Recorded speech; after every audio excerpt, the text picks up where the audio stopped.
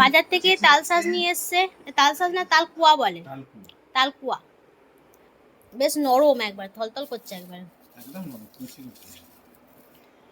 এই সময়টাই বেশ ভালো পাওয়া যায় বলো। এই সিজন এক মাসের মতো, দিন 15 মতো থাকে। হ্যাঁ, তারপর বড় হয়ে গেলে আর ভালো লাগবে না, নরম নরম খেতে ভালো লাগে। কি রে, কটা খেলি? দুটো? টপ টপ করে ঢুকিয়ে দিল, আমি একটাও খাইনি। খাও খাও, না তুমি খাও, এটা না, তুমি খাও, না, তুমি না, তুমি না, আমি একটা খেয়েছি। ও দুটো এখন সাইডে খেয়ে দিয়েছি। নি, দুপুরবেলা ভাত ফাত খেয়ে না আর ভালো লাগবে না খেতে। ওই জন্য এখন বললাম খেয়ে এখন এই যে মুড়ি খেলাম, মুড়ি খেয়ে যে টিফিন করে বসে আছি, শসা পেঁয়াজ তারপরে চানাচুর কাঁচা লঙ্কা দিয়ে মুড়ি খেয়ে, আর বললো একটা জিনিস খাবে, বলি হ্যাঁ নিয়ে এসো খাই, বলে যে এটা বাজার থেকে নিয়ে এসছে, এইটাই আর কি। ও জানেই না যে এটা আমি এনেছি।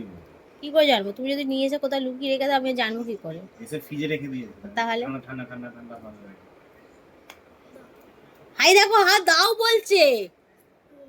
তাহলে আমি এটা খাই, আমি একটা খেয়েছি, তুই দুটো খাই দিয়েছিস তো, তাহলে আমি এটা একটা খাই দেখি, বাবা একটা খেয়েছে আমি একটা খাই। দিচ্ছি দিচ্ছি দাদা, ছাড়াই। এটা তত্তপ করছে, নরম একবার। নরম